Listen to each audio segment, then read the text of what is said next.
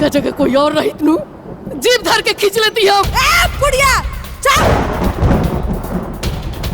आवाज नीचे। ये हमार घर है इंदु। एजा रहे के बा तो हमरा हिसाब से रहे के पड़ी। एजा रहे के बा तो हमरे सुने के पड़ी। ई धर्मशाला ना हो कि फुकट में तोहर सर स्वागत होत रही। आप पेंशन देते रू ना तो हमरा पे एहसान नेकू करत। खुश तो बाड़ू।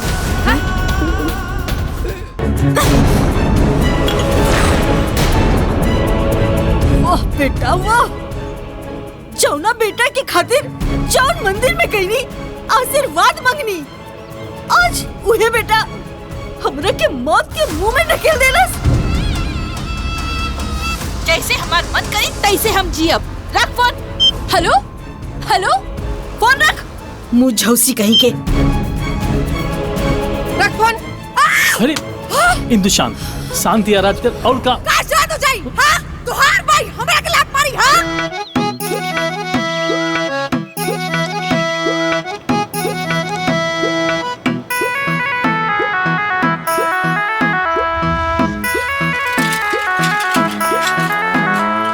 अरे बड़की दीदी छोटकी, अरे जाना तारू हमरा बेटवा के फोन आई रहा अभी। का कहत रहला सनू? बहुत रहला कि माई ते तैयार रही है, हम आवत तोरा के ले जाए खातिर। जाए दा दीदी, हमनी तीनों बहन बड़ा खुशकिस्मत बानी सन। हमनी के बेटा हमनी के इतना ख्याल रखा तारा सन, इतना सोचा तारा सन। आइए अब आप लोगों को इन तीनों महिलाओं के बारे में कुछ बताते हैं। ये तीनों लोग सगी बहनें हैं। ये बड़ी हैं प्यारो, ये मझली बहन है कुमारो, ये छोटी बहन है संवारो। तीनों हैं तो सगी बहन, लेकिन इनकी शादी अगल बगल के 3 पटीदारों के घर में हो गई। तीनों शादी के बाद भले पटीदार हो गई, लेकिन आज भी इनमें वही प्यार है। तीनों के पति का देहांत हो चुका है। तीनों के एक एक बेटे हैं। ये है प्यारों के बेटे उत्तम, उनकी पत्नी मालती और बेटा मिंटू। ये है कुमारों के बेटे रविंदर और पत्नी इंदु। ये एक शहर में रहते हैं। ये है सवारों के सुपुत्र सतेंद्र, पत्नी कविता और बेटी पम्मी। दुनिया यही खातिर ना बेटा खातिर रोवेले। अरे बेटा के संगे रह, पतोहिया सेवा करी, पोता के संगे हंसी खुशी जीवन कट जाई। जाना तारू दीदी, हमार बेटवा पतोहिया ना कबो आज तक हमरा से ना पूछलसन कि ये माई इतना पेंशनवा की का करबे। बड़ा निस्वार्थ भाव से जब फोन करी तब पतोहिया बेटवा से ज्यादा रट लगावेले कि माँ जी आ जाई तो हम कह देनी हम आओ, हम जाए खातिर तैयार बानी। हाँ, सही कहा तारू दीदी। हमार पतोहिया भी हमार बेटा के नकेल कस देलस हा। कहा तारी माँ जी के इलाज खातिर ओइजा पैसा काहे भेजतानी, माँ जी के यहाँ बुला ली, अच्छा से इलाज हो जाए शहर में। अरे हमनी ना नसीब वाली बानी, भगवान ना सब केहू की किस्मत हमनी के जैसे लिखे। देखा सांच कहा तारे दीदिया, बाप के मरला के बाद के कर बेटा पतो पूछा तारा सन। हे चाची, अरे तीनों बहन बैठ के करल गई दुर्गई बतिया तारू। अरे ए मुझौसा, हमनी के अदगोई बदगोई बतियावता नी रे। पूछा पूछा। ई इतिहास गवाबा, जहाँ 4 गो महिला बैठे ली उहाँ का बदखानी होला ई सब जानेला। अरे मर्दे छोड़, घर घर के यही कहानी बा। हाँ। अरे कुतवा, तोहार मुंह में आग लागे, तू हम तीनों के बदनामी करतारा। अरे ऊपर पर आओ ना, कान के ठेपी खोल के सुन ले। हमनी के तीनों के बेटा आवत रसन हमनी के ले जाए खातिर, समझ ले का बतियावत। अच्छा, अब से पतों के शरण में रहे के लूर सीख ला लोग। अरे जोरे, हमनी के पतों से निमन के बा।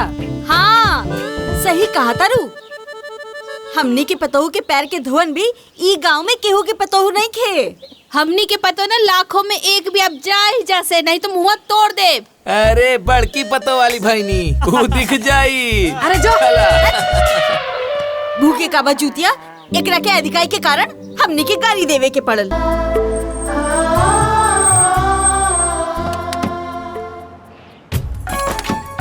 आवा। देखा देखा दादी आ गई, जल्दी चला। अरे हमर बाबू, हमर सोना, हमर लाल, कैसन बाड़ा? माँ जी प्रणाम। खुश रहा। खूब खुश रहा, सदा सुहागिन रहा। अरे हमर पोता इतना बड़ा हो गईला।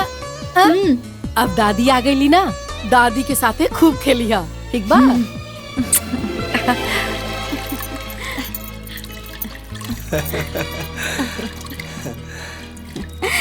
अरे रहेदा कोनो पैदल चल के आइल बानी, बस हो गइल। अरे भाई यह सेवा पानी करे खातिर तो परेशान रहनी है। खुश रहा, खुश रहा।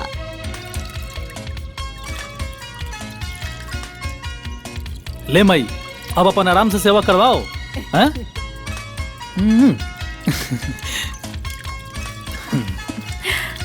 दुल्हन अब रहेदा। अरे माई का बात कर तोड़ू, तोहर सेवा करे खातिर तैजा लेके आयल बनी। अब पतो सास के पाके खुश और सास के पाके पतो खुश।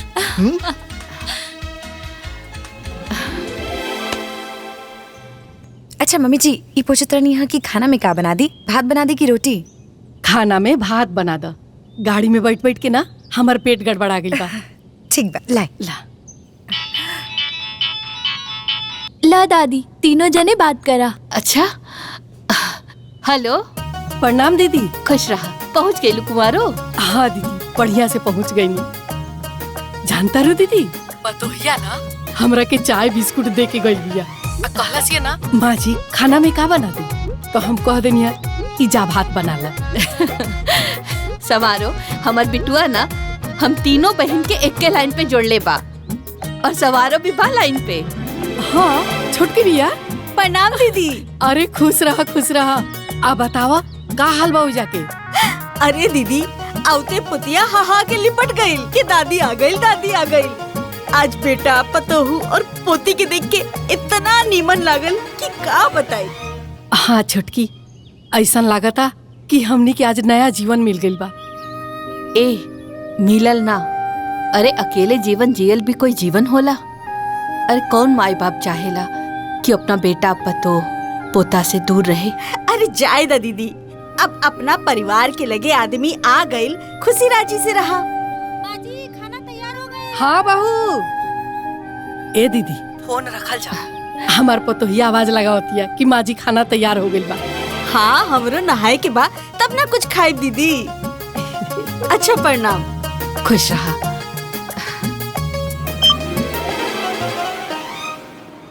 सॉरी यार, आज तहार फोन ना उठा पाऊनी। उ का है ना, हमार सासू माइल बानी।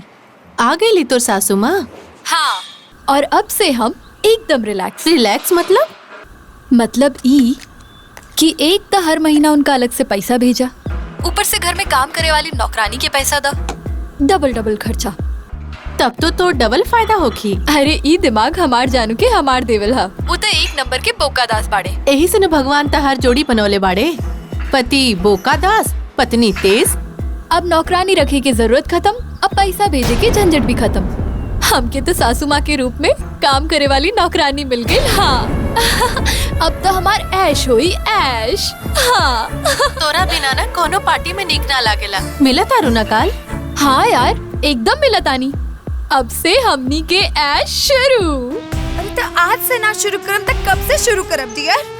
अरे 7 महीना की पेंशन पड़ल बा उ बुढ़िया के अकाउंट में। अरे डियर, अब वही तो आइल बिया, 2-4 दिन ओकरा के घुल मिल जाए दो। अब वही पैसा मांगम तो का सोची? एकदम चौपटे बनी का। मतलब बहाना बना के बोली ना, हम जा रहे बोले खातिर थोड़े ने की कहा डियर। अरे तो कैसे बहाना करी, तू ही बताओ ना। 2-4 गो खर्चा के बहाना बना दी, आप टेंशन दिखाई उनकर आगे। आखिर हाई तो राउर माई है, राउर मोह पे मोहा जी है, समझो ताने ना डियर। सुना ना उ अकाउंट से पैसा भागल जाता, आ नहीं तार सोना चांदी के दुकान भागल जाता, बुझाई लू? हमरा के राउरी बात बिल्कुल नहीं पसंद आवत। अगर हमार हार अबे बन जाई तो कोनो प्रॉब्लम बता दियो। अरे 1 हफ्ता बादे बन जाई तो का प्रॉब्लम बता रहा? हम अपन दीदी के कहले बानी ना कि हम 2 दिन बाद अपन हार पहन के सेल्फी लेके तोरा के फोटो भेजब। अब हमार दीदी के आगे हमार इंसल्ट हो जाए तो रवा के अच्छा लगी डियर। अरे तो समझे के कोशिश काहे नहीं को करता है? पैसा खाती बोले ना तो माई सोची कि यही खातिर बोले ले बड़ा सन। अरे कुछ ना समझिए डियर, जो वो हमारे कहल करी ना हमने के काम हो जाए। उनकर के कह दी कि ढोलुआ के स्कूल के एडमिशन करावे के बाद हमने के लगे पैसा कुछ कम पड़ता, फिर हम अपना सासू माँ के पैसा से करब अपन साजो सिंगार। हेलो का हेलो का बात बा? आज तो बड़ा सुंदर लगत बाड़ू हैं? लिपस्टिक तो बहुत चटकार लगोले बाड़ू। आज तो मूड करता कि दिन में ही रुक जेते हम। तो रुक जाई। रुक जेती, लेकिन कहा ना डॉक्टर के अपॉइंटमेंट मिल गेल बा। माई के तू फटाक से तैयार करा। ए हेलो, इतना जल्दी का बा? सासू माँ के कुछ दिन और रह दी, ओकरे बाद दिखा देवल जाई। ए हेलो, माई अपन इलाज करे खातिर नहीं आयल बा, तो एमन दिन और तारीख कौन जोड़ देख लेगा? अरे रउआ आज दिखाई चाहे कल दिखाई चाहे अब ही दिखाई, ओसे माजी की उम्र बढ़ जाई का? ए हेलो, ये किसन बात करता रू? अरे बाबा गुस्सा काहे होत बानी, हम तैयार कर देत बानी, ठीक बा? इतना सोच धोच के कहाँ जाता रू? ए हमार जानू, पहले ई बताएं कि हम कैसन लागतानी? ब्यूटीफुल। जानू, हम ना सुमन के साथ बाहर जातानी। अच्छा, तो खाना क्या बनाई? इतना ब्यूटीफुल वाइफ से रवा खाना बनवाई का? वो सब तो ठीक बा, लेकिन खनवा बनाई के? सासू माँ। अच्छा, मम्मी दादी के घर में काम करे खातिर बुलेले बाड़ू। चुप दादी के चमचा, चल जाके नाश्ता कर। ए जानू, रउआ एकदम चिंता मत करी, माँ जी के ना हम बड़े प्यार से बेवकूफ बना के जाए। हाँ अच्छा। बाय जानू। माँ जी। तू के?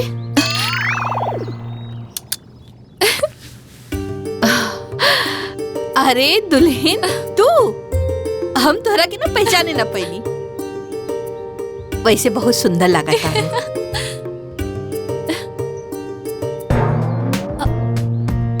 माँ जी, हाँ हमारे को दोस्त के हस्बैंड बाड़े ना, उनकर तबीयत बहुत जोर से खराब बा।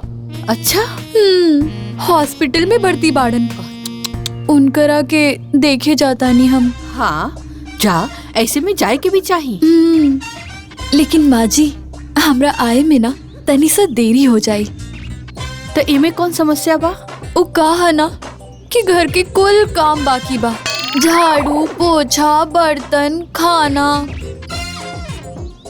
एक कुल रउआ कर लेब का? दुल्हन ई हमरो घर बा, काहे ना देख ले, हम सब कई ले, तू जा। ठीक बा माँ जी, लेकिन खाना एकदम टाइम पे खा लिया। हाँ, बैठे माँ जी। बाय बेबी, बाय माँ जी। ई हमार बाबू खाई।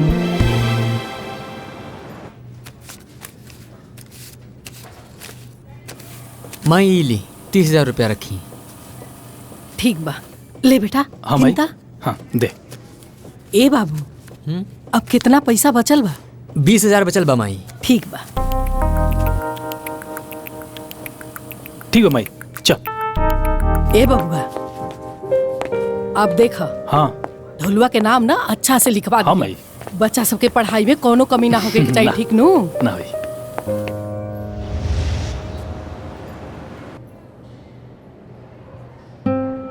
तनी जीप दिखावा, तनी साउर। हाँ, और का तकलीफ बात होके?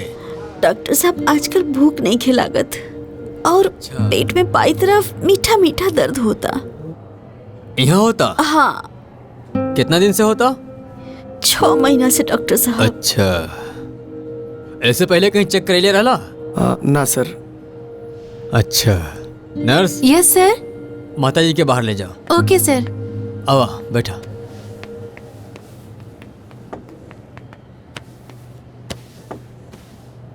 देखा, तोरे माता जी के शरीर में खून की कमी बा, इनके भूखों नहीं के लगत और इनके पेट में रह रह के मीठा मीठा दर्द भी होता। तो हम तो तुझसे यही कहा कि सबसे पहले तू एगो काम करा कि तू सोनोग्राफी करा ला, ठीक है? और ओके जौन भी रिपोर्ट आवे तुरंत लाके हमके दिखावा। फिर उसके बाद का करे कि हम तो के बता दे। और फिलहाल हम तो के कुछ दवाई लेके दे देता नहीं।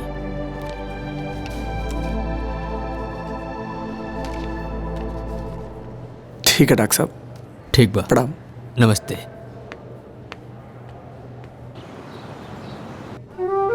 तोर तो चानी चानी है यार। झाड़ू पोछा बर्तन सबसे टेंशन ही खत्म, ऊपर से डबल सेविंग।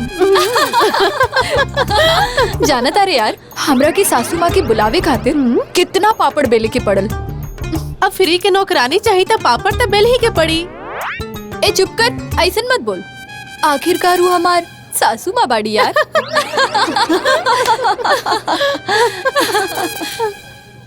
अरे कमीनी, तोर तक कमीनापन भी कमाल बा।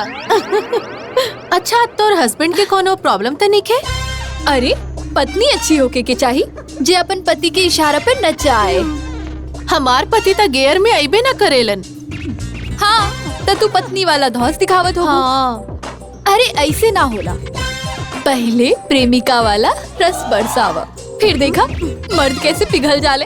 अरे हमरा के देखा, हम दिन भर ही ऐस मौज करके शाम के अपना पति के साथ है घरे।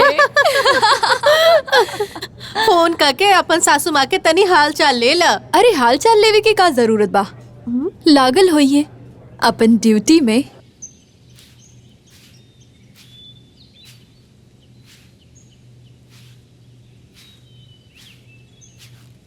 दादी हमके दा, हम लगा दे। अरे छोड़ा, हम लगा ले। दादी आप थक जाए। तोहार दादी इतना जल्दी थके वाला नहीं खे। तू यही जा बेटा, ठीक बा? हम लगावता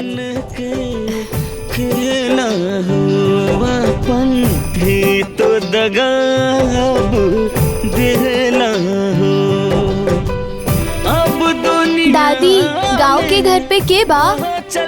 तालाब। चल हो तमाइक ममता के साथ। दादी हमरा के गोभी के सब्जी अच्छा ना लागेला। अच्छा तो कौन सब्जी अच्छा लागेला? आलू की भुजिया। आलू के भुजिया? रोज रोज खाली आलू के भुजिया खइबा? हर सब्जी खाए के चाहिए, ऐसे देह मजबूत बनेला। तोहरा खातिर ना आलू भी डाला तानी, तो मन भर खइया, ठीक बा? ठीक बा।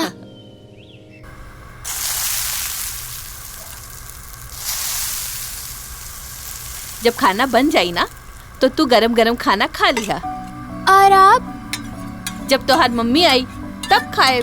जबले मम्मी ना आई तबले इंतजार करबू। हाँ बेटा, तोहार मम्मी हमार पतो पिया ना, बहू बेटी के सम्मान होले, तो माँ बेटी साथे खाए। तो हम अभी मम्मी के फोन लगावतानी।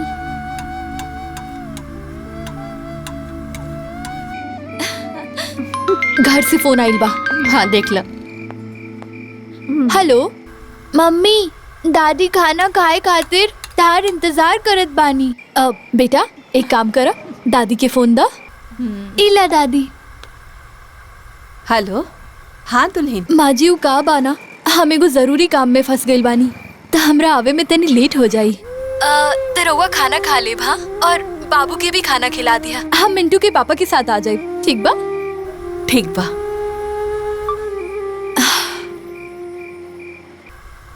आज दादी पोता दोनों साथ में खाना खाई।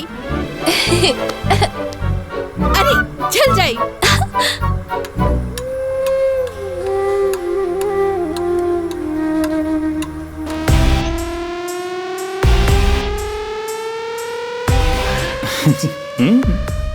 कैसा लगा था यार?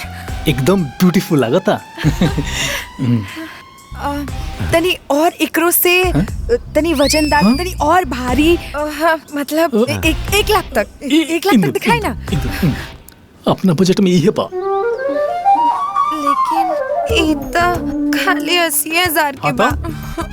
हाँ तो 20-25 हजार तो भैया जी बाकियों लगा दिया ना हमने खाते। हम कितने पुराने ग्राहक हैं आपके, है ना भैया जी? कोई बात नहीं, आप देख लीजिए लाख के बजट तक, बाकी पैसा अगले महीने दे दीजिएगा। दीजिए, अच्छा वाला दीजिए। क्या सोचता नहीं जी, रवा खुश नहीं की का अपन डियर के हाथ देख के। अरे ना ना ऐसा कोनो बात नहीं के। ए जी एक काम करी, वो 1 लाख वाला ही हार दिखा दे रुआ। आपके पति आपसे बहुत प्यार करते हैं भाभी जी, मैं लेकर आता हूँ। हम भी बहुत प्यार करते हैं अपने डियर जी से। हम हो डियर जी, हम का कहत रनिया ना कि ये 20,000 बाकी रखी हैं, तो फिर वो 20,000 के ब्याज भी जोड़ी हैं। हाँ तो 20,000 के ब्याज तो लगबे करी। हाँ है ना। हाँ। ता यही से हम कहत रानी है ना कि जो मम्मी के अकाउंट में 20,000 रुपए बाकी बा तो निकाल के इनकर के दे दी ना। देखिए हमरा के गलत मत समझी, हमार कहे के मतलब खाली इतना बा ना कि पैसा बाकी रही, पैसा बढ़ी तो रुआ के टेंशन बनल रही। वैसे भी मम्मी जी के खाता में कम पैसा रह के डबल हो जाएगी। ठीक कहा तर, वो पैसा निकाल के दुकानदार के दे दिया, एक के बाद में सब टेंशन खत्म। Love you. I love you two.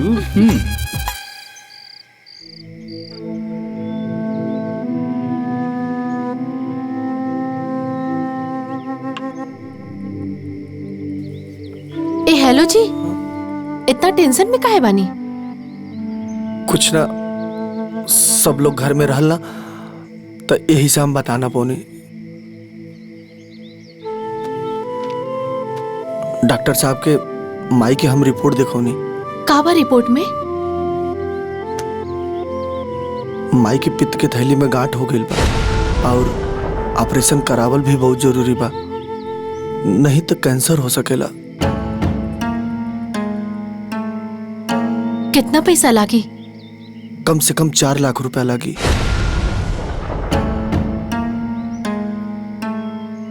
ये उम्र में माँ जी के ऑपरेशन कराइब जी? जी अबे खातिर करे के पड़ी ना। जितना औरदा लिखल हुई ओकरा से 1 मिनट बढ़ा सकेला का? तो का करी यार? मान ली जहाँ 5 साल जिए के हुई वहाँ 4 साल न जी है, ये ना हुई। अच्छा डॉक्टर साहब और का कहले बाड़े? कहने कि जबले ऑपरेशन ना हो ना तबले उनकर दवा चलत रही। ठीक तबा, माँ जी अब 100 साल थोड़े ना जी है। बिना मतलब के पैसा फेंकले के कोनो जरूरत नहीं है। माँ जी से कह दी कि सब ठीक बा, दवा खात रहिए और धीरे धीरे उनकर बीमारी ठीक हो जाई। ए हेलो जी, का सोचा तानी? कुछ ना सोचा तानी हम। जादे जाना तारू कुआरो, पतोहिया के साथे साथे ना ओकर सखी सहेली भी जीन्स पैंट और करिया करिया चश्मा लगा के आवेले। हाँ ये दीदी जान तारू, हमू अपना पतोहिया के सहेलियन सबसे पूछा नी ये सब का हो, तो जान तारू का कहलसिया? का रे? कहलसिया कि लाइफ के एंजॉय हो। तो हम मनवा में सोचल ई कौन लाइफ के एंजॉय? ए दीदी, हमनी के तो अपन जीवन उहे माटी घूरा में लसार पसार देनी सन। अब बेटा पतोहू एंजॉय करत आरे तो करे दा। ए रे छोटकी, तेहू कब्बो जीन्स पैंट पहन ले कि नहीं? भाग दीदी, हमरा के तो लाज लागता। ए दीदी जान तारू, एक दिन हम अपना पतोहिया के नाइटी पहन ले रहे, ऐसा लागत रहे ना, इतना ढीला ढाला रहे लगे नु कि एगो बांस पे कपड़ा टांगल बा। हमहू पहन ले रहनी हा, बड़ा आराम मिलल रहे। तो जीन्स चश्मा पहन के तू हो एंजॉय करा। अरे हमार कहे के मतलब ई है, खुशी जहाँ से मिले ना बटोर लेवे के चाहिए। सुन ले छोटकी, दीदी का कहली हा, तेहू अपना पतोहिया के एक दिन कपड़ा पहन के अपन श्रद्धा शौक पूरा कर ले। जाए देना कवारो, बेटा पतोह के उम्र है एंजॉय करे के तो करे दे।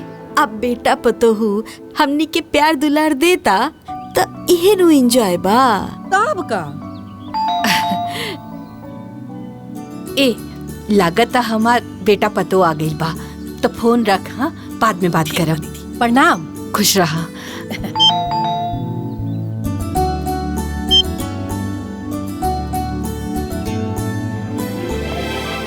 आ गइल बेटा, बैठा। सब ठीक तो बाना? अरे का ठीक बा माई? अरे कम से कम पानी तो भर के रखे के चाहिए। छी छी छी, माँ जी ये कितना गंदा बा। जाई एकरा के धो के पानी ले आई। हाँ माँ जी तनी चायो लेके आई। हाँ 2 कप ले आइए। मम्मी आ गईली, मम्मी आ अली मिलो बेबी। मम्मी हमरा खातिर का लाइल बाड़ू? तहरा खातिर हम लेके आइल बानी चॉकलेट। बाबू जब से हम आइल पानी ना तब से ही 4 दीवारी में रह गई नहीं। तो कहल का चाहतड़ू? वो बगल वाली कहत रहली है यही बगलिए में ना भगवान जी के बहुत बढ़िया मंदिर है, तनी घुमा देना। अरे माँ जी मंदिर तो उहे रूम में बा, देखा एहू में तो भगवान बाड़े ना। दुल्हीन उ का है ना कि हर जगह भगवान एक ही होले, कहीं भी पूजा हो सकेला। और वैसे भी पूजा पाठ के साथ साथ घरों की साफ सफाई तो जरूरी बाना। माँ जी चाय बन गई होगी ना? तनी जल्दी। हाँ? जा।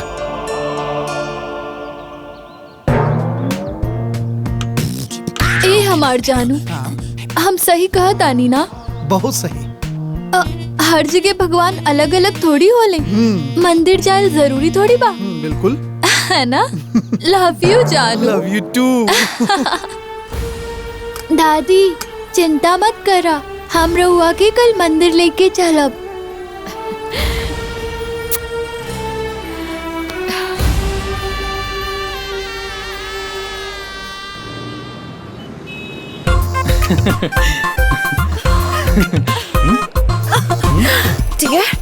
इस साड़ी हमरा पे कैसा लगता? अरे हमर जान तारा पर तोहर कपड़वे अच्छा लगेला।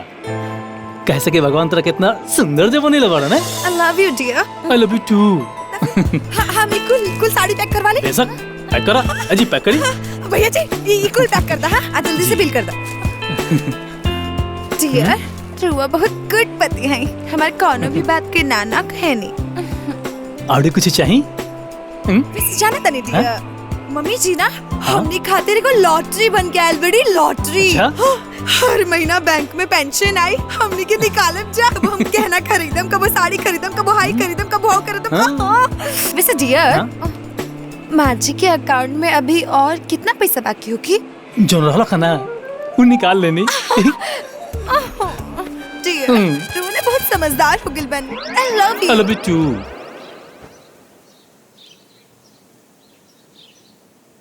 दादी तोहार साड़ी तो फाट गइल बा। अरे पुरान हो गइल बा, यही से फाट गइल बा। ढोलू पापा पापा देखा ना दादी के साड़ी फाट गइल बा। माई गोलुआ का कहता तोर साड़ी फाटल बा? अरे बबुआ पुरान हो गइल बा, यही से फाट गइल बा। ऐसन करा ना हमरा खातिर 2 नया साड़ी ला दा। अच्छा नया साड़ी? मतलब नया साड़ी रुआ का करम माँ जी? अरे हमरा लगे 4 गो ऐसन साड़ी बा जवन हम ई 2-3 महीना से पहना तानी, वो हम दे देता नहीं ना, वो पहनी जाना तानी डियर। हमरा मम्मी के ना 5 साल हो गइल बा नया साड़ी खरीद ले। हमर भौजी बड़ी ना उनकरे छोड़ल साड़ी पहने ली। हाँ दुल्हन ठीक कहता रे बबुआ, हम बूढ़ पुरनिया नया साड़ी पहन के का करब? हाँ तो साड़ी दे देना माई के। हाँ हाँ देते नहीं ना, अबे देता नहीं लाई। अरे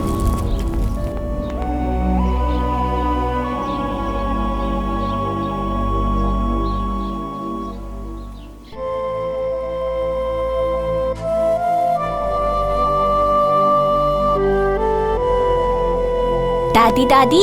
हाँ बेटा देखा ना मम्मी के साड़ी ले आइल बानी, अपने खातिर किल्ले रहली, हम चुरा के ले आइल बानी ला। अब यही के पहनल करा।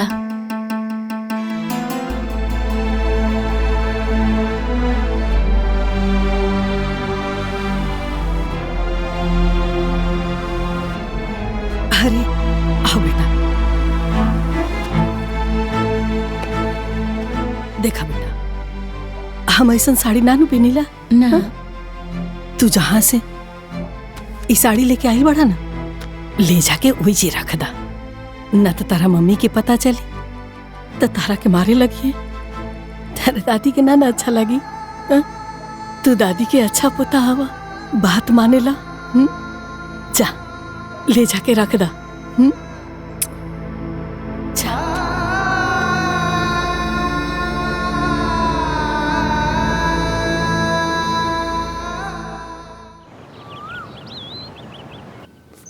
कमजोरी लागेला।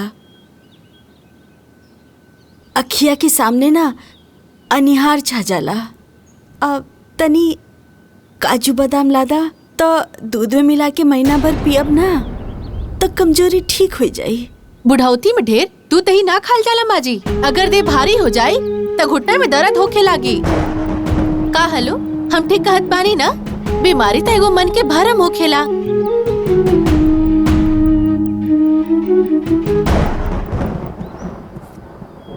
ली खाई, अरे खाई ना।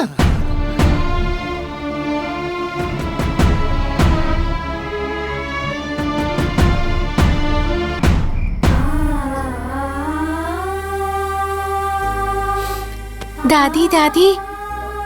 हाँ बाबू। ई दूध ले आयल बानी, तू भूखे पेट सोआ तारो, ई पी ल तू, ठीक बा? ना बाबू तू पिया, तू अभी छोटा बाड़ू ना। हम मम्मी से झूठ बोल दे कि दूध गिर गइल बा त दूसर दे दी है। ना पिया, तू पीला। दादी पी ली ना। अच्छा आधा दूध तू पीला, आधा हम पी ले। ठीक बा, दा पहले तू पिया।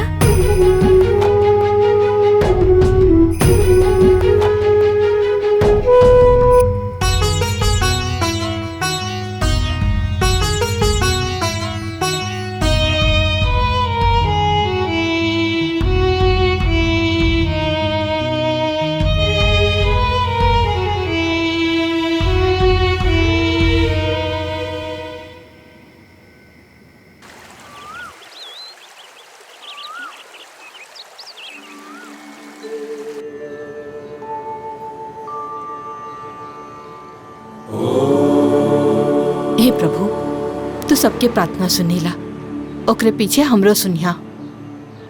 हमार बेटा पतो के खुशहाल जीवन बनाए रखिया प्रभु।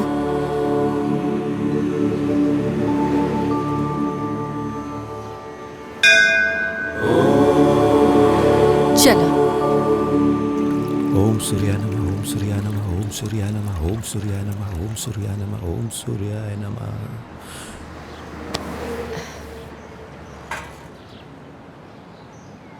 दादी मम्मी पापा के ईमत बताइया कि हम तरह के मंदिर लायल बानी।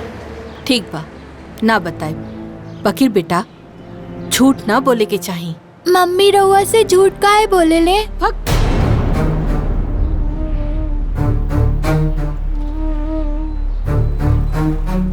तोहार मम्मी हमरा से का झूठ बोले ले? मम्मी कहीं काम से बाहर ना गए रही, उधर के नौकरानी खातिर बुलेले बाड़ी।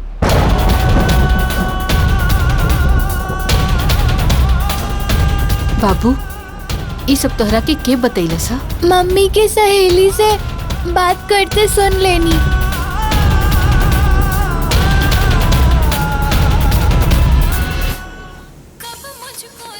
तहरा के हलवा बना के दिले बनी, अच्छा से खा लिया, दादी ठीक ना? अब फिर जब जाए के होई ना,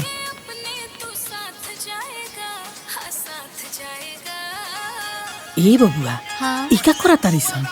दादी ये सब ना रील बनावता रे। रील? ए रील का होला रे? ऐसे ही एंजॉय करे खातिर बनावता रे। अच्छा, तू कबो बनैले बड़ा रील? हाँ दादी, मम्मी साथे बनावले रहनी। अच्छा, एकरे के एंजॉय कहल जाला ना? हाँ दादी, हमनी के ना रात के पापा के मोबाइल में रील बनाइब जा। ना हो, ई तो हमनी के शोभा ना दी। अच्छा दादी ये बतावा हमार बर्थडे के गिफ्ट का देबू? अरे बेटा, जब दे हम देख ली हम। चला इंदु। अरे आगे नहीं रुआ, कुल सामान मिल गई। सब सामान ले बनिए में। पापा हाँ बेटा, हम केक कब काटा? रात के कटाई बेटा। ए देखा यही में सब कुछ बाटा। ए बेटा, हाँ माई, तनी कुछ पैसा देता, हम बउआ खातिर गिफ्ट खरीद लेती। हाँ लेन। माजी अभी हाथ में पैसा नहीं किया। अरे कौन से हम 2-3 हजार रुपया मांग लेनी? अरे 200-300 में तो हो जाई। अरे माजी 200-300 होके के तो चाहिए देबे खातिर के। अब वैसे भी अगर रुआ के गिफ्ट देबे ही के बा तो पार्टी में कितना लोग गई हैं, कोनो गिफ्ट उठा के दे दे, हो जाए। इका कहता रू तू? यहियो महीना के पैसा तो तहरे के लाके दे देनी, तो भाव कैसे हो गई? अच्छा तो अब रुआ हिसाबो रखता। अरे ये हमार सास बन के आयल बड़ी की पटीदार हो दादा।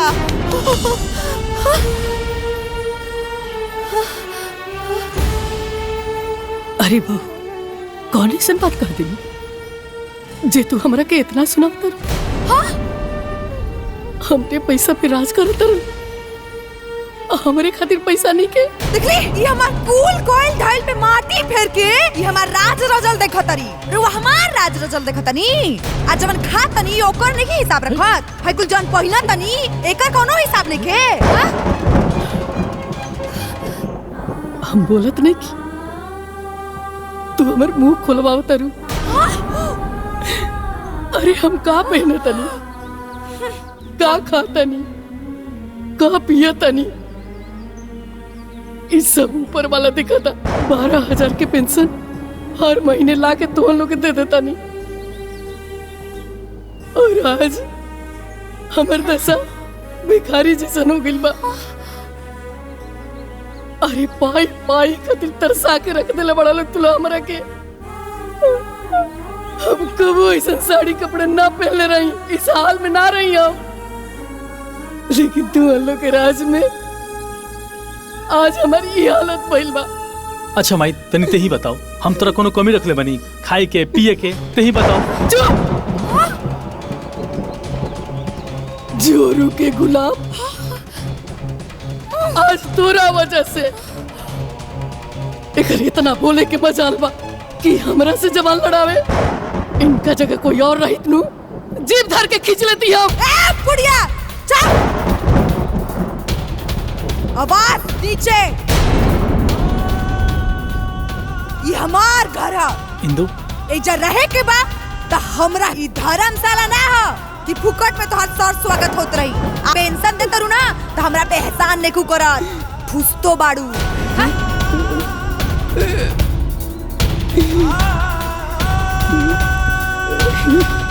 चली जी, बहुत काम बाबे। बुढ़िया हमार टाइम खराब कर दिला। चली।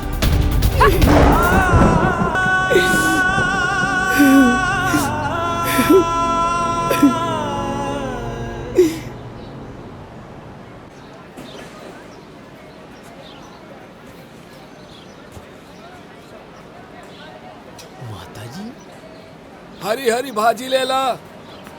अरे नमस्ते माता जी, और कैसन तबीयत बा आपके? लागत आप हमके पहचानी ना, हम डॉक्टर साहब। अच्छा अच्छा डॉक्टर साहब कैसन बानी? यहाँ कैसे? घरे बदे फल लेवे के रहे तो आ गई नहीं बाजार में। अच्छा। तब तक आप दिखा गई नहीं। अच्छा। तो फिर सोचनी कि आपके हाल चाल ले ली। और कैसन तबीयत बा आपके? थोड़ा सा कमजोरी लागत आजकल। हम तो आपके बेटा से बोले रहनी कि अगर आपके ऑपरेशन ना होई ना तो आपकी बीमारी गंभीर रूप ले लेगी।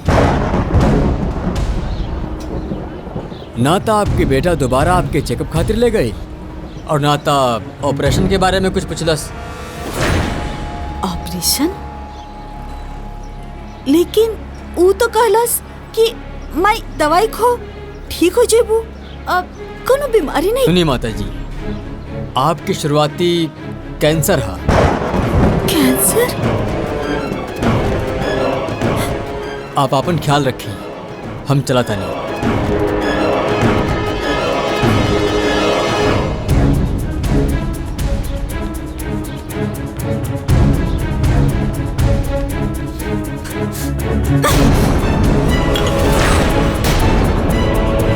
वाह बेटा वाह, जौना बेटा के खातिर जौन मंदिर में गईनी आशीर्वाद मांगनी, आज उहे बेटा हमरा के मौत के मुंह में ढकेल देलस। आज डॉक्टर हमरा के सब सच्चाई बता देलस। माई हमार बात तो सुन तो। तोहार कोनो बात हम ना सुनब। हमरा के तोहरा ऊपर बिल्कुल भरोसा नहीं के। तू हमरा साथ धोखा कैलस, धोखा। अरे इलाज हो जाई तो रउआ 500 साल जी जाए का? अरे इतना पैसा नहीं खे कि बिना मतलब के गोईठा में घी सुखावल जाई। 4 लाख रुपए कहाँ से आई? जहाँ 5 साल जे के बाद वहाँ 2 साल कम हो जाई और का होई? ऐसे भी जिया तानी तो हमनी के कौन पार घाट लगा देत पानी? राउर सेवा पानी होत पाना ये कम नहीं खे। अगर समझ में ना आवत बा ना तो जाई यहाँ से, जाई जाई।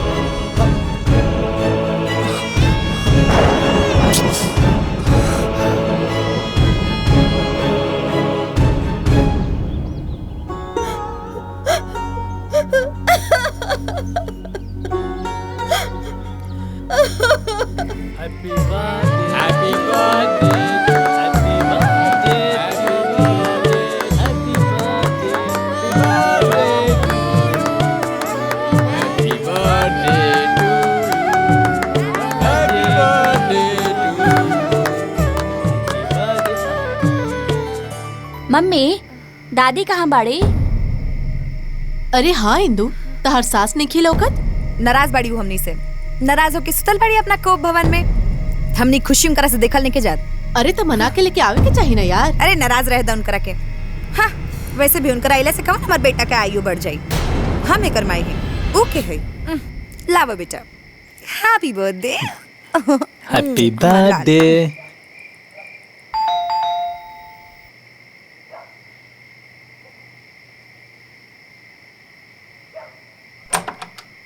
अली मेरा बच्चा। और बतावा दिन भर काका कैला? खाना हो गई? ना मम्मा। काहे? दादी आज खाना नहीं के बनाओले। खाना नहीं खे बनौले?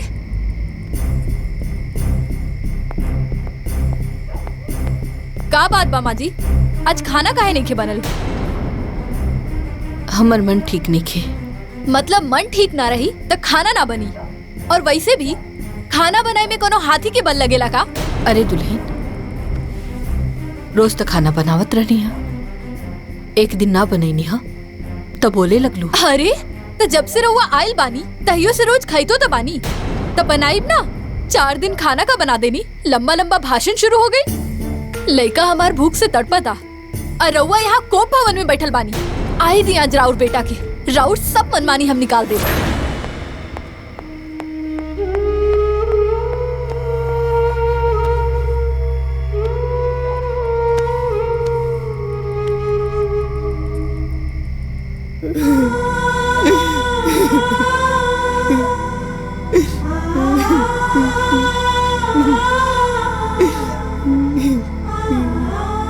दादी उठा, दादी।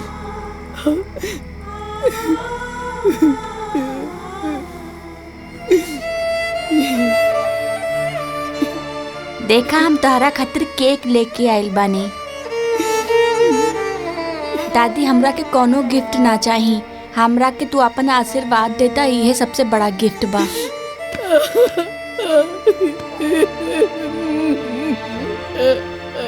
अच्छा दादी, तू हमरा के हैप्पी बर्थडे तो बोल दा।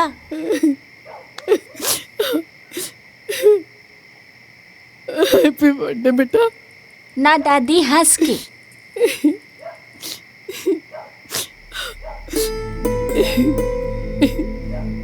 हैप्पी बर्थडे बेटा। हाँ, ई भइल ना बात।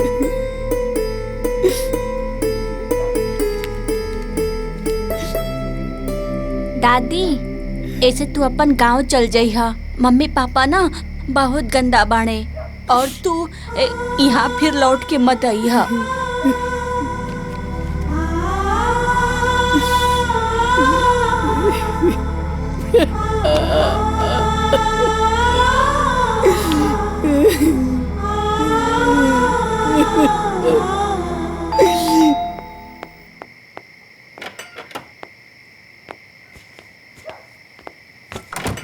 ए हमर जानू, जाना तानी आज माँ जी खाना नहीं खे बनौले, टंगड़ी पसार के सुतल बाड़ी। हमार सोना नियन बेटा भूख से तड़पता। अच्छा माई, माई, माई, यहाँ ते सुतल बड़े लइका हमार भूखे बा। पापा दादी के बुखार बा। तोरी कौन नाटक चला रे? हाँ, एजा नाटक करे आइल बड़े, जब देखो तब ड्रामा, जब देखो तब ड्रामा। वाह बेटा, मेहरारू के चढ़ैला पे माई के ड्रामा निहारे लगले हा। एक बार ई ना पूछ ले हा खाना काहे ना बनल। हमरा के पता चल गई कि हम ई घर में नौकरानी बन के आयल बानी। ना हम एगो बेटा के माई हैं और ना एक पतोह के सास। हम ई घर में सिर्फ और सिर्फ एक नौकरानी है। अरे हमार जानू, सुना तानी बुढ़िया की ड्रामा। अरे कौन माई अपन बेटा बहू के घर चार को काम ना करेला। जब हमार बेटा ही नालायक हो गई तो तहरा से का उम्मीद रख सके नहीं।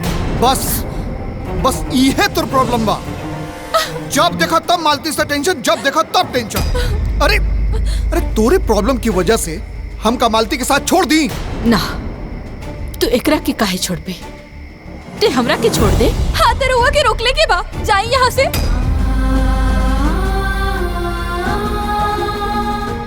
ए बेटा, हमरा के घर पहुंचा दा। इतना फालतू टाइम केकरो पास नहीं है। जेकरा जहाँ जाए के बा खुद जाए। ए जानू, हम पार्सल से खाना मंगेले बानी, चली खा लेवे के।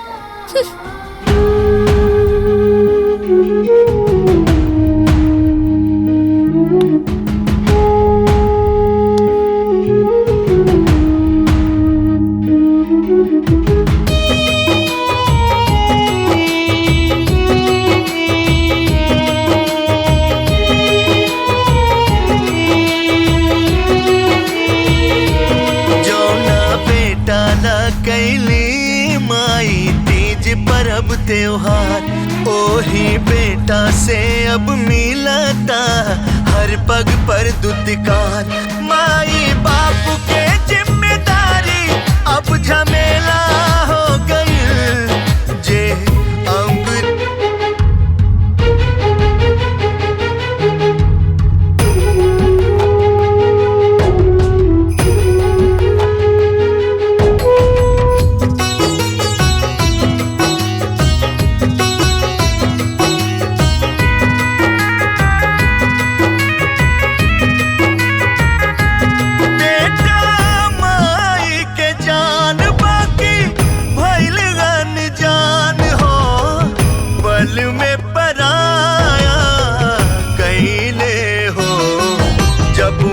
से धोखा पावे नैना खूबे नीर बहावे। माई बाप के दिल में दुखावन आज खेला हो गई। जे अंगुरी धरा के चलावन आज वो अकेला हो गई। जे अंगुरी धरा के चलावन आज वो अकेला हो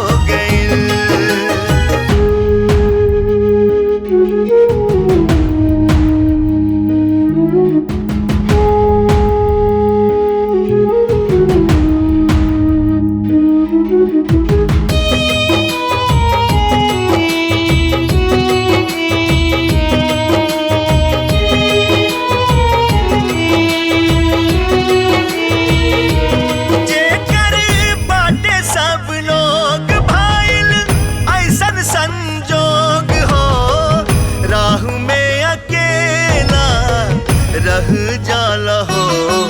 रो रो के रहेली माई जब बेटा बने ले कसाई। आज आपन भाईल पराया दुख के मेला हो गई। जे अंगुरी धरा के चलावर आज वो अकेला हो गई। जे अंगुरी धरा के चलावर आज वो अकेला हो गई। अरे चला चला कर जल्दी कर। अरे दादा हमको बुला के घोड़े पे। मूंगफली चाहिए का? ले ली मूंगफली। मूंगफली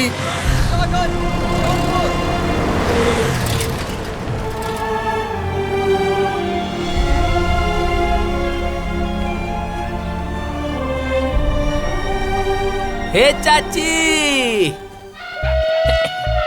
पाए लागी। खुश रहा। अरे का बात है, तीनों बहन एक साथे गैलू और एक साथे आ भी गैलू। काहे? कवारो और सवारो भी आ गई का? लोग तो पहले ही के आ गइल बा। का पतो लोग सेवा नहीं कैलिस का? काहे तोहरा के हिसाब देवल जरूरी बा का? ए चाची तू शहर से आइलू है, तोहरा के मिठाई खियावे के चाही और तू उल्टा हमनी के डांटा तारू। लात खइबा के जइबा, भाग यहाँ से। अरे चल चल।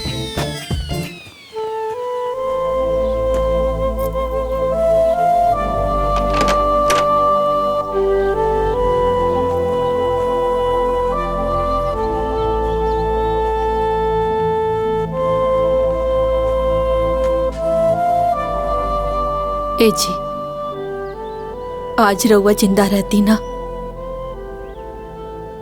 तो हमार ई हाल कब्बो नहीं खे हो। हम एकदम अकेल हो गेल पानी, बहुत अकेल। अपन दुख केकरा से कहीं रउआ जाना तानी। आज ना हमनी के बेटा पतो के माई की जरूरतें नहीं खे, ओखनी के को नौकरानी के जरूरत बा जी। नौकरानी के।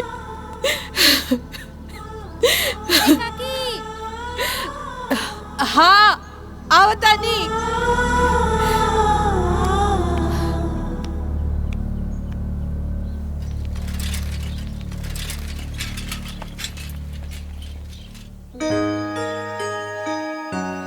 अरे दीदी प्रणाम प्रणाम। प्रणाम दीदी। कैसे बड़ू? बैठा। आवा दीदी बैठा। अरे ये तक कमाले हो गई। हमनी तक गईनी भी एक के साथे और आ भी गईनी एक के साथे। हमार तो मने ना लागत रहे, लेकिन हमार पतोहिया ना हमरा आवाई ना देत रहे। अरे हमार पतोहिया तो हमार पैर पकड़ के रोवे लागल कि माजी मत जाई, माजी मत जाई। अरे अपना बेटा और पतो के समझावे में हम तो परेशान हो गई। अंत में हमके का कहे के पड़ल? खाली घर ऐसे ताला मार के ना छोड़ल जाला, तब जाके आवे देला सर। अरे भैया इतना सेवा कि भैया हम तक खिसिया आ गई नी। आखिर में कहे के पड़ल कि भाई अब रहे दा। हमार पतोहिया दिन भर हमारे भी बैठा रहे। अच्छा तो हमके कहे कि माजी ई खाली, माजी ऊ खाली। अब तू ही बताओ आई छोटा सजान कितना खाई? जाना तारू हमार पतो एक दिन का कहत रहे, अम्मा जी चलिए ना आपको पार्लर लेके चलते हैं। अरे ये उम्र में पार्लर, बूढ़ी घोड़ी और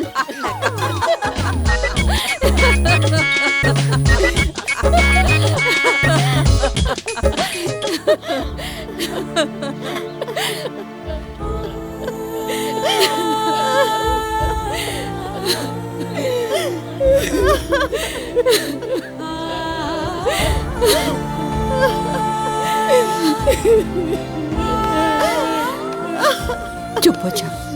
भगवान अगर ए दुनिया में केहू के बनैले बाड़न ना तो ऊ माई भी आ।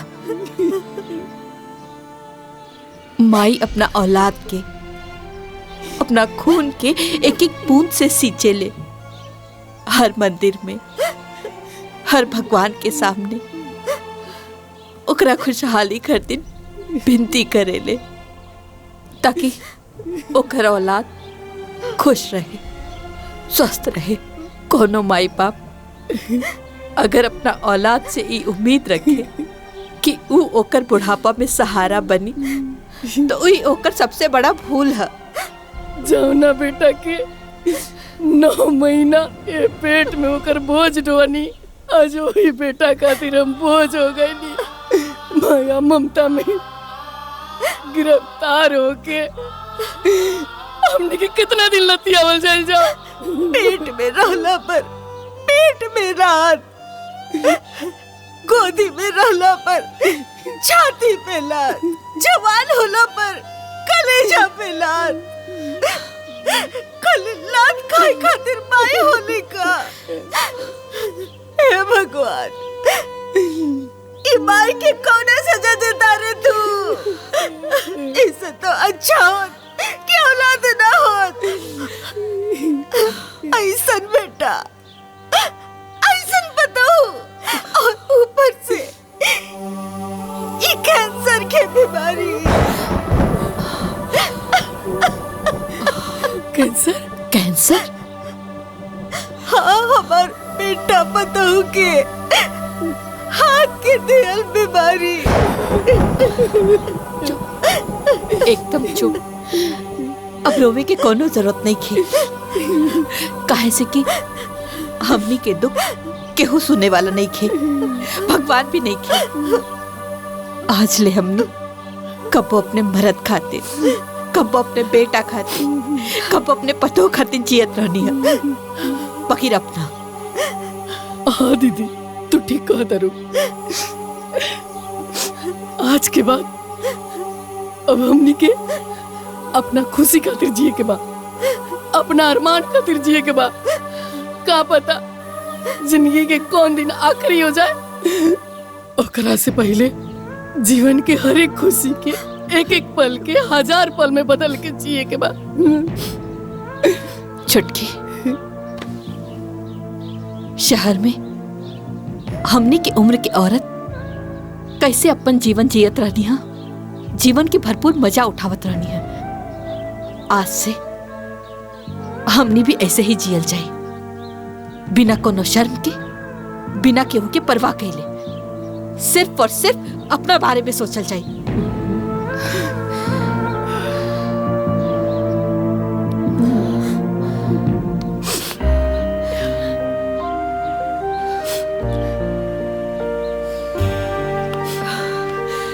हाँ दीदी, हाँ दीदी, आज से हमने के सिर्फ और सिर्फ अपना खुशी खातिर जिए के बाद। बताई ना जानू, सास तो बहू के मानियन होखिला ना।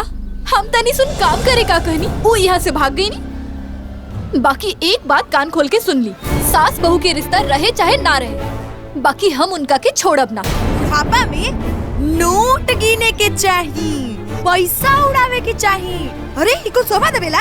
हाँ, अरे सास के अगर संपत्ति बहू के ना होखेला तो केकर होखेला? बताई डियर। ए हेलो जी, आप बताई ना, वो गाँव में बुढ़िया की इलाज ओकर दादाजी करी है। लगाई फोन, हम कहत पानी ना, लगाई फोन। आज ओके हम सुना के रहब, का सोचत पानी, लगाई फोन।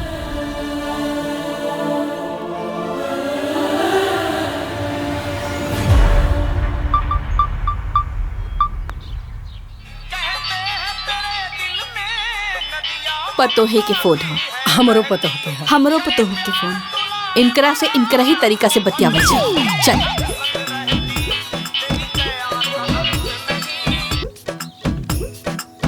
हेलो, कौना गर्मी में गैलू बुढ़िया? वहाँ तो के कुत्ता ना पूछे कुत्ता रे। तो हर मर्द की तो औकात नहीं खे हमरा से ऊंचा आवाज में बात करे के। तू हमार गर्मी देखबू? एगो बात सुन ला, और वो मेहरारू के गुलाम स्वतंत्रों के सुना दा, मर जाए। बाकी तोहनी के लगे थूके भी ना आए। सुना, कान के ठेपी खोल के सुन ले। जितना हमारा पेंशन मिलेला नु, उतना में तोरा जैसन 4-4 गो नौकरानी रख सकीला। माजी बेसी नालायक है, और तोहरा से हम निम्न व्यवहार की का उम्मीद रखी रे? बाप रे बाप, हमरा साथे इतना बड़ा छल। ए सासू माँ, तनी होश में। कौन सासू माँ? केकर सासू माँ रे? लगते हमार पतो बाड़ी, और ना हम तोर सास। हम अपना मर्जी के खुद मालिक है, जैसे हमार मन करी तैसे हम जियब। रख फोन। हेलो हेलो, फोन रख, मुँह झौसी कहीं के। रख फोन। अरे इंदु शांत, शांति आराध कर। और का शांत हो जाई? हाँ, तुहार भाई हमरा के लात मारी। हाँ ए छोटी, बोल तोर कौन कौन इच्छा बारे? हाँ, हमनी के सब पूरा करब। दीदी न तो लतियावे में देर ना लगी। तो रत्ना मजाल रे। हाँ, हमार मजाल बा। हम ओखनी के बेटवा के नियन नहीं खे कि जेकर माई गांव में गंद फैलावता, अब बेटवा के कौनो फर्के न पड़त बा। गर्दन दबा के मुआ दे। अते चल तो के बतावत है। हाँ? देखी, अब बहुत ज्यादा होता। का करबे तू बताओ, का करबे? का करबे बोल। वाह बेटा वाह, माई के संग ऐसन व्यवहार। ना तका तोहार आरती उतारी, उ बेशरम के साथे जाके रील बनाओ तारू। अगर घरे में रहे के बा ता अदब से रहे के पड़ी। त का करेम रउआ बोली? हम लतिया के भगाई और यही के लायक बाड़ू तू। जब ले लाइबू।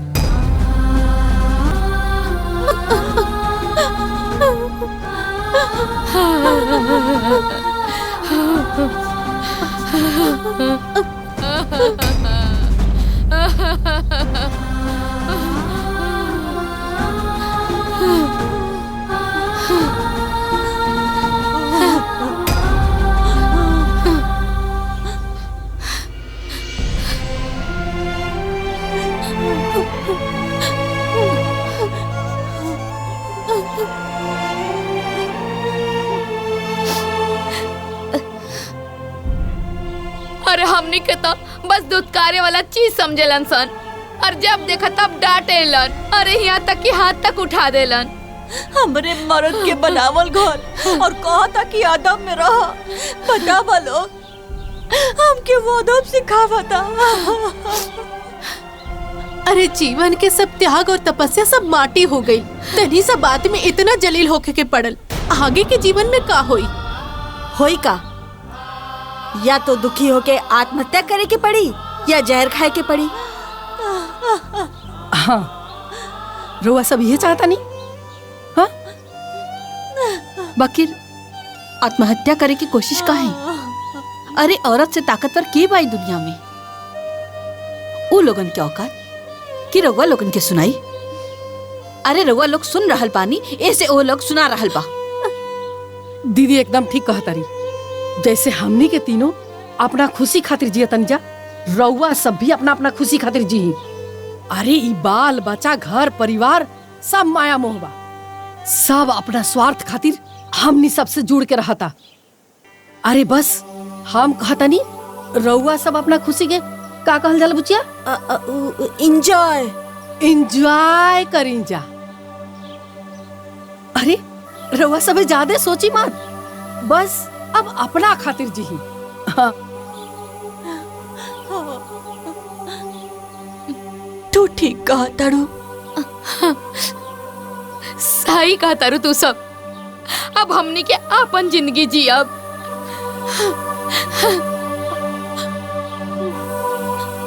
देखी फोटो, लागत है कि बिटिया फैल बिया। यहाँ तो मारत रहली, अवा वहाँ एक्शन करतिया। ए हेलो, देखा था नी? अरे सब देखा तानी हम। अरे तब चुप काहे खातिर बानी डियर? रोवा के तमाशा निमन लगता। तो तू ही बताओ ना कि हम का करी? वो तो पगलाई गइल बिया। ये तो पागलपन के निशानी है। हाँ, तो पागलपन के चक्कर में मुंह में करिया पोत के घूमब। अरे यार तू पागल हो गल बाड़ू। हम पागल नहीं हो गइल बानी। बुढ़ौती में जौन तोहरे माई के चाल चलन भइल बा ना, कहीं ऐसा न होखे कि दूसर बियाह कर ली। बुझनी? ए हेलो, वो कुछ हो करो यार, ओकरा हमसे कोनो मतलब नहीं के बस। अरे भले उनकरा से मतलब नहीं के, लेकिन उनकरा संपत्ति से तो मतलब बा ना। ये बात के का मतलब? मतलब ई कि केहू खिला पिला के कुल संपत्ति अपना नाम कर लेलस, तब हमनी के का मिली? ठन ठन गोपाल।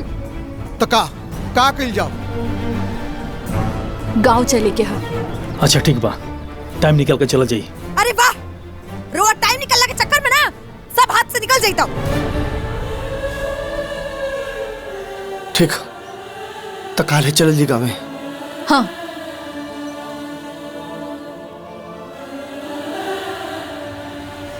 ठीक बा।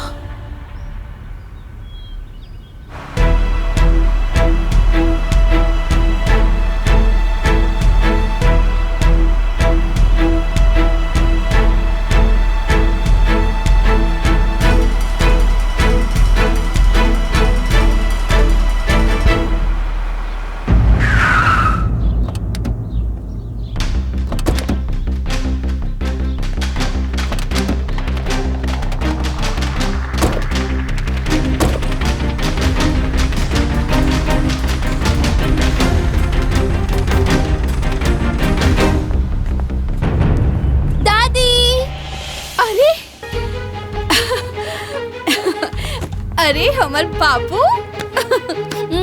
का तमाशा चलता माई? फोटो में हम तो सगरी नाटक देख ले बानी। कैसन बाड़ा बेटा?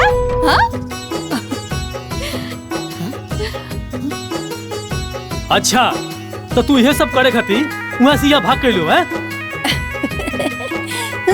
दादी भी रियाइल बड़ा। हाँ? होता। हाँ? अब दादी भी रहिया। अरे ये बुढ़ौती में ये सब ड्रामा। अरे ठीक बाड़ी ना बिटिया? हाँ ठीक बानी। अरे देखा ना लिपस्टिक तक। अरे कुछ तो शर्म करा। अच्छा अरे माई हम तो उससे बोला थी ना। अरे हमारा नहीं बिटिया। बात हमारा सुनाई देता। देखा था जानू कैसे चुपचाप से बेशरम जैसन सुनतिया। का जाने अबले कौन कौन बाजा बजवैले हो कि ए दादा। बुढ़ापा में जवानी चर्चा राइल बा यहाँ के। नया नया छौड़ी बने के शौक चढ़ल बा। हाँ। बेसी आशिकी करे के मन करत पा ना तो जाके दूसर ब्याह कर ली। तो दूसर भतार खोज ली। चुप चुप चुप एकदम चुप। एक शब्द भी और बोल लेना तो हम तो जुबान खींच ले। ते आई बड़े हमरा के साजे खातिर तोहनी के दोनों हमरा सुधारे आई बड़ा सन। और तू लोग के बड़ा हा? हम तोहनी के नहीं खे पहचानत। भाग निकल निकल ऐजा से। तू दोनों हमार बेटा बताओ नहीं खे। निकल निकल ऐजा से। अरे माई अरे अरे ये हमरे मर्द के घर है। केहू गैर के हम ऐजा ना रहे दे। हट ऐजा से हट। माई अरे माई सुन तो ले बतिया। तोहनी की हिम्मत कैसे भाई हमरा चौकट पे पैर रखे के। अरे तोहनी के हमरा से कौन रिश्ता नहीं के। चल भाग यहाँ से। निकल। अरे भाग ऐजा से। अरे मैं ते हमके नहीं खींचीनत। अरे हम तोरा औलाद हई उत्तम। हमार कौनो औलाद नहीं खे। हम केहू के नहीं खे चिन्हत। दादी हमरा के भी नहीं के चिन्हत। बताओ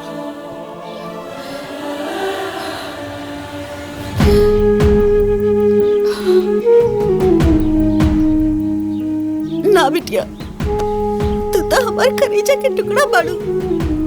तू काहे ऐसे बोले तारू? तू तो हमार राजा बेटा हवा ना। हाँ?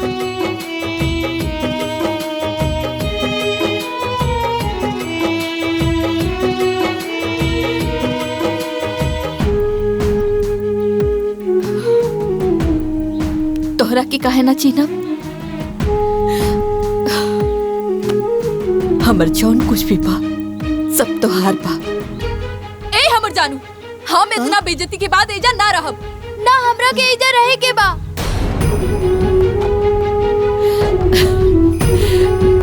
अब देखत का बाड़ू। चला बोरिया बिस्तर उठावा।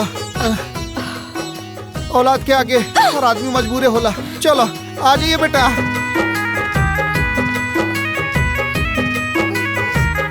खाली अपना पोता के मुंह देख के एकरा मुंह में तू लोग खातिर तो हम इतना करिए सकतन। ई घर में रह के इजाजत देतन। जा लोग अंदर। चलो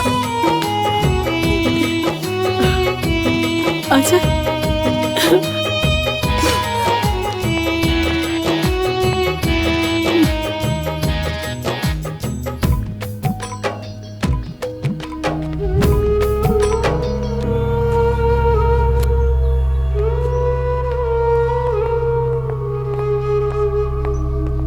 बताई ना जानू एगो सास के ऐसे व्यवहार करे के चाहिए का? पता नहीं आज माई के अचानक इतना गुस्सा। अरे गुस्सा के कैसे कंट्रोल करनी है ये तो हम ही जानत नहीं।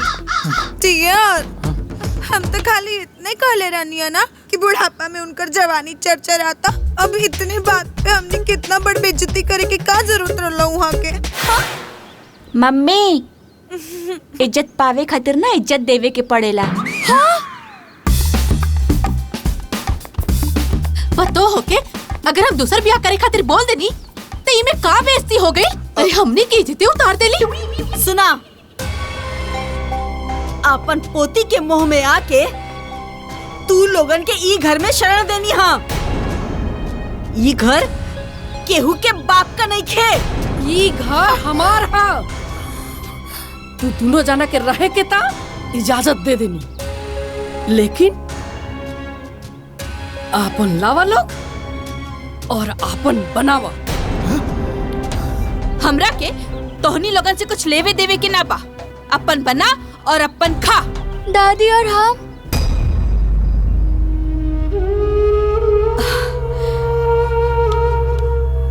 हमनी के पिज्जा बर्गर की पार्टी हुई। दादी का यहाँ बर्गर पिज्जा आ जाई? हाँ बेटा, हम केहू से बोल के मंगवा दे तो मंगवा ले। अच्छा ठीक। चल खा। आ कैसन बा? तीत त नहीं खे? ए हमर जानू, हमके पिज्जा बहुत पसंद बा, बाकी रहुआ ब्रेड और अचार काहे उठा लेनी? हम ना खाई। तो का करी, पूरा बाजार में हम ढूंढ बैनी लेकिन कोई पिज्जा नहीं मिलल। इला खा। कैसन बा? ठीक बा। ठीक बना? ला अच्छा से खा ला। मम्मी बेटा, बबुआ हमार पिज्जा खाई। अच्छा लगा था ना? दादी तू वो खा। अरे ना बबुआ, तू खा पहले भर पेट, फिर दादी खाइए ना। हम का करी? पेट भर खा लिया है ना? हमरा बेटा के जे जे पसंद आई सब मंगा दे। खा काटा।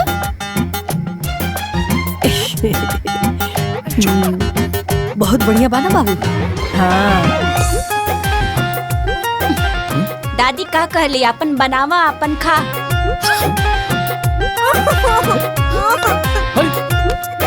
अरे हमारा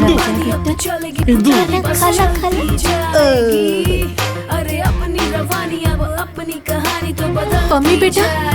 हाँ माई। झूठों के ममता में रहे ई मनवा झुराइल हो, बहुते दिनन के बाद। पता नहीं माई कहाँ से इतना जुगाड़ के ले ली, समझे ना होता।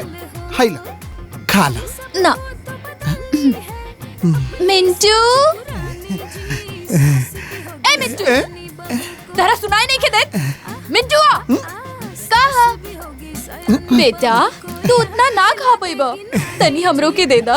माई बहुत टेस्टी है, पूरा खा ले। ए जानू जाए दा, हाय खा ला, खा ला।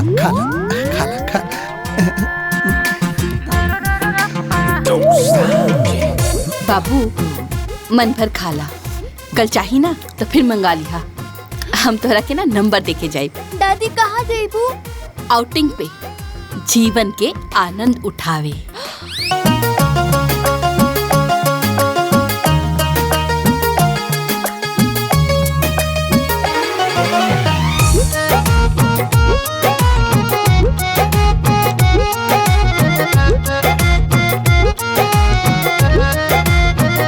करेंगे खूब मस्ती, होगा घूमना और फिरना, हो पल पल का हमको तो मजा लेना है।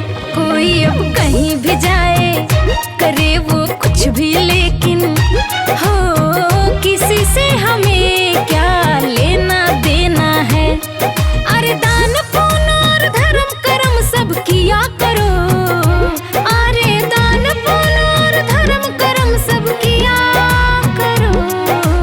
अब तो अपनी खातिर थोड़ा जिया करो, अब तो अपनी खातिर थोड़ा जिया करो। अरे का हो गई? का हो गई? उठा संभाल के। का हो गई? अरे कोई पानी लावा, ले जाए पड़ी। अरे उठा ना। अच्छा, तो आप तीनों लोग और आपके पत्नी लोग सास के खिलाफ कंप्लेन लिखा हुआ आइल बाड़ा? हाँ साहब। गुनाह काबा? गुनाह मतलब हाई देखिए सर, आप खुद पे खुद समझ आइएगा। देखिए हाँ हाँ हाय देखिए।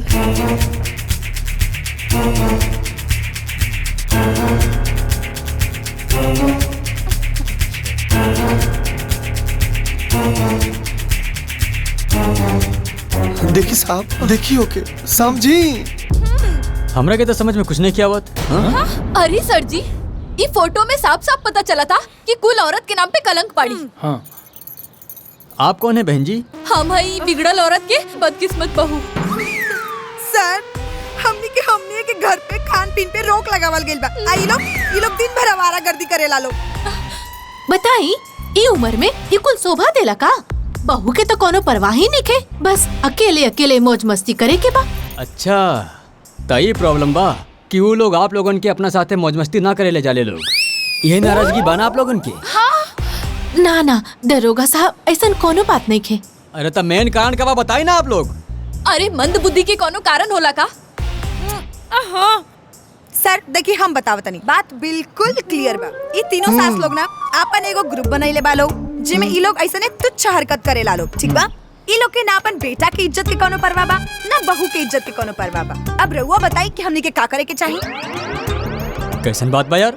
हाँ, पुत्र को पुत्र तो देखले बानी, लेकिन माता को माता पहली बार देखा तानी। पति को पति तो देखले बानी, लेकिन पत्नी को पत्नी पहली बार देखा तानी। अच्छा आप लोग बताई ना हमरा के करे के का बा? साहब उचित कार्रवाई होके के चाहिए। हाँ तो होकी ना महाराज, उचित कार्रवाई होकी। अब्बा होकी, नहीं तो हमने जानत हो ना अमरण अनशन पे। अरे रुका रुका रुका रुका लोगन, आमरण अनशन करे के कोनो जरूरत नहीं के। हम खोजत बाई ना आप लोगन के माई के उनकर सास के। ए पांडे जी गाड़ी निकाला।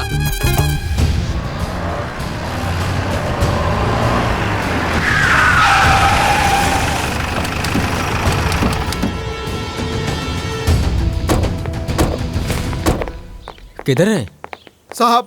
तीनों घर में चेक करी, कहीं नहीं बड़ी कूल। ए चक्रासन। हाँ हाउ चेक करी, हाउ हमार घर। सर हमारा घर है, देखा पांडे जी देखन हमार घर है, सबको ना चेक कराऊ। सर जी हमरा तो लागत आ उ तीनों अपन बेशर्मी से शर्मा के गांव छोड़ के भाग गइलस। हाँ अरे भागित लो ना तो का करित लो, गांव में चारों तरफ थू थू जे हो गइल बा।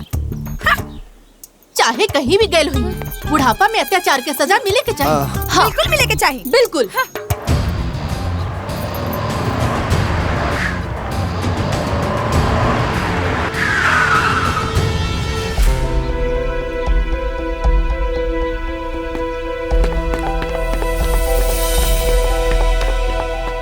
तो उन लोग के खिलाफ ये लोग कंप्लेन कर लेबा। अच्छा हमने के अपराध कहा। अरे वाह, सात चूहा खा के बिलाई बनल भक्तिन। सब बाजा बजवा के कहतानी कि हमनी के अपराध का बा। अरे हेता, अरे कुल लाश शर्म घोर घोर के पी गइल बालो ई लोग, दिन रात आवारागर्दी। हाँ औरो कौन अपराध चाहिए तू लोग के? हाँ अरे कम से कम मरल मरद के बारे में तो सोची, उनकर आत्मा पर का गुजरत होई। तोहनी लोगन के मेहरारू जो तमाशा कर दिया निम्मन नहीं खिलाकत, सबके हुक के सामने हमार इज्जत उतार दिया। तू ऐसा नीच कामे कर तड़ू। ते अपना माई पे शक करता रे। शक? अरे तोहन लोग के करनामा ना पूरा जग जाहिर बा। हाँ अब तक अखबार छपाई कि 3 गो बुढ़िया भइली सन बेशरम बेहया, अय्याशी के खोलली सन अड्डा, आ ई कुल देख के बेटा बहू भइला सन शर्मसार। औरत के नाम पे कलंक, समाज के कोड़। और कितना गिनाई? बोली एकदम सही कहा तारू दुल्हन। हमनी से बड़ा अपराधी तो ए दुनिया में केहू पटले नहीं खे।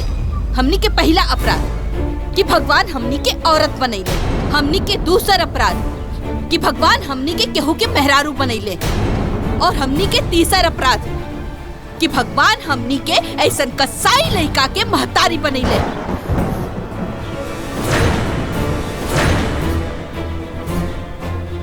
और हमनी के चौथा अपराध कि भगवान हमनी के ऐसा निर्लज पतोह के सास बनैले। जवानी में पति से ताना, बुढ़ापा में बेटा पतोह से ताना, जीवन में बस ताना ताना सुन सुन के खत्म हो जाता।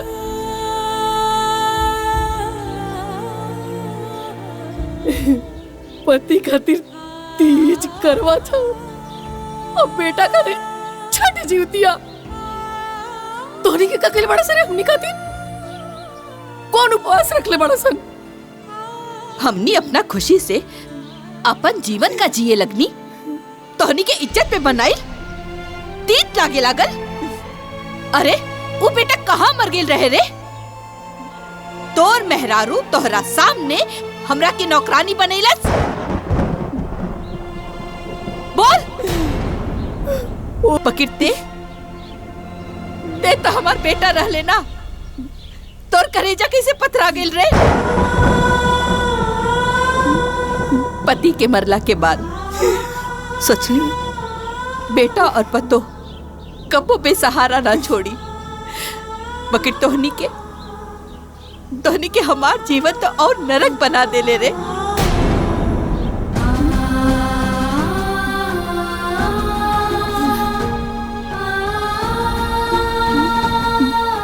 माई, अगर तोके कोनो समस्या रहे ते हमसे कहले काहे नहीं? तो के बात समझ में ना आयल।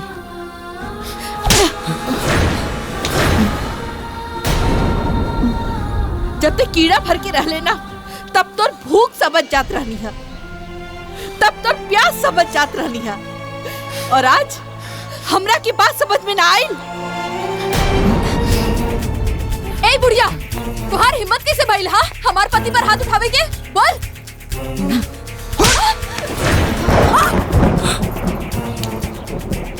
एकदम चुप।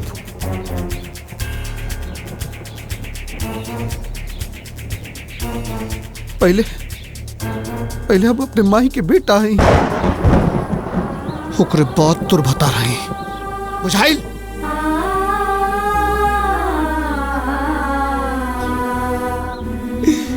ये बात तोरा समझ में इतना देर लग गई बेटा?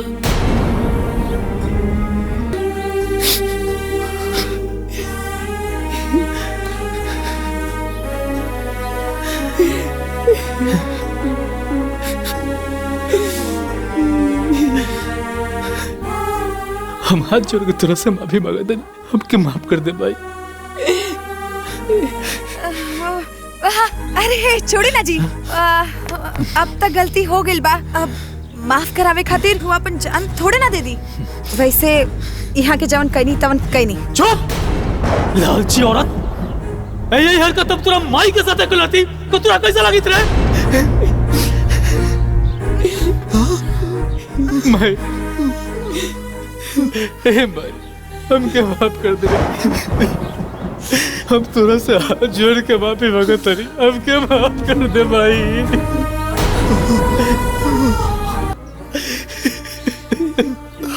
हमार भाई कहाँ बिया?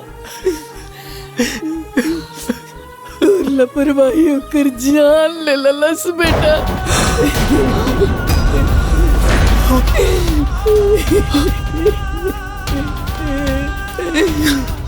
हमर बहन मर गई।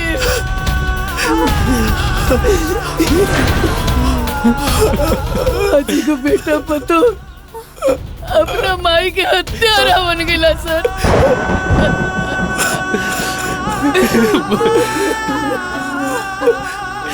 मोसे कैसे हो गया रे मोसे?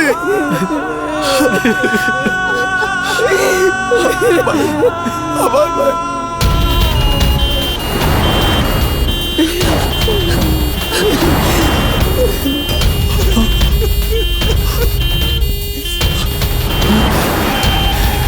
मौसी,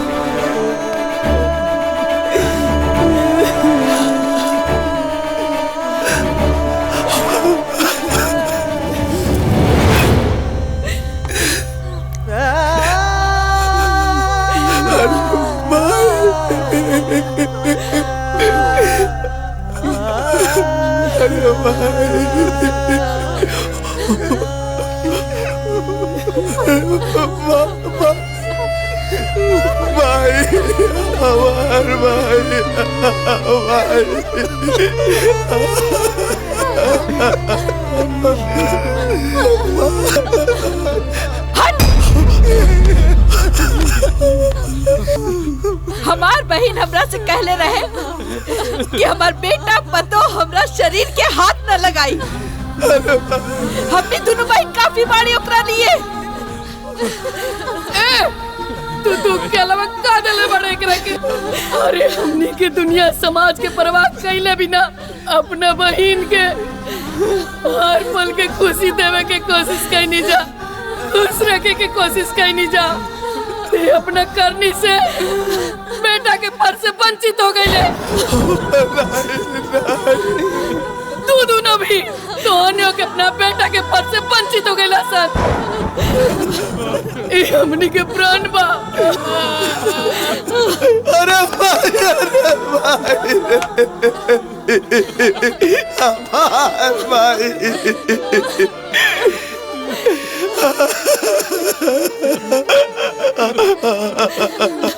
हमार भाई।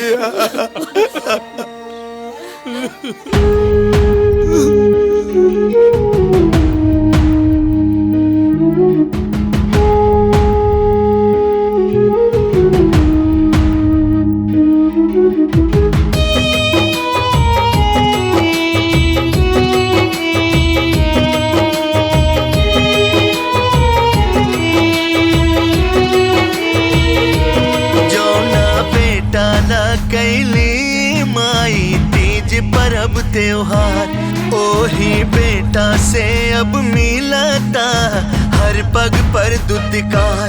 माई बाप के जिम्मेदारी अब झमेला हो गई। जे अंगुरी धरा के चला बल आज वो अकेला हो गई। जे अंगुरी धरा के चला बल आज वो अकेला हो गया।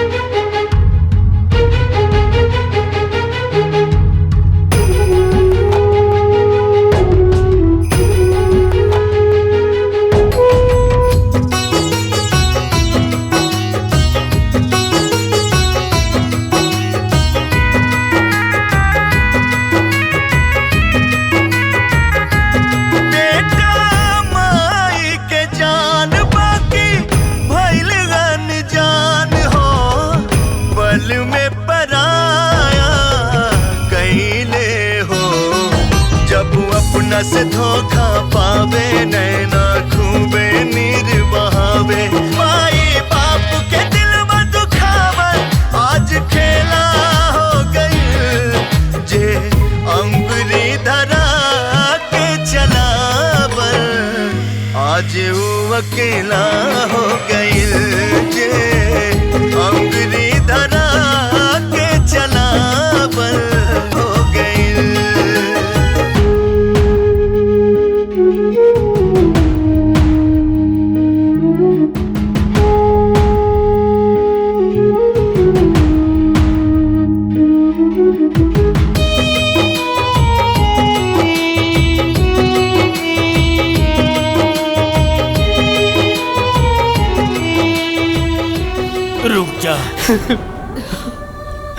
सतेंद्र बेटा होकर के जे अपन माई के साथ व्यवहार कैले बारन ओकरा से तक केहू माई के अपन बेटा से नफरत हो जाई।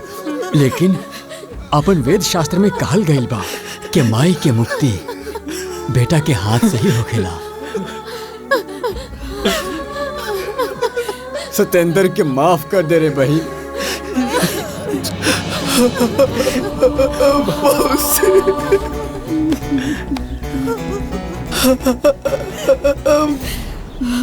मौसी रे हमरा माफ कर दे मौसी।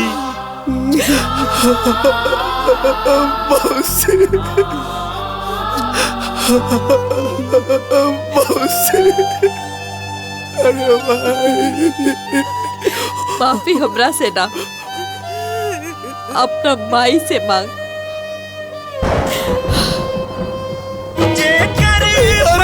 सब लोग ऐसा संजोग राह में अकेला रह जाला हो। रो रो के रहेली माई जब बेटा बने ले कसाई। आज आपन भाई पराया दुख के मेला हो गई। अपने बेटा होके के शांति मिली और हर एक बेटा के सबक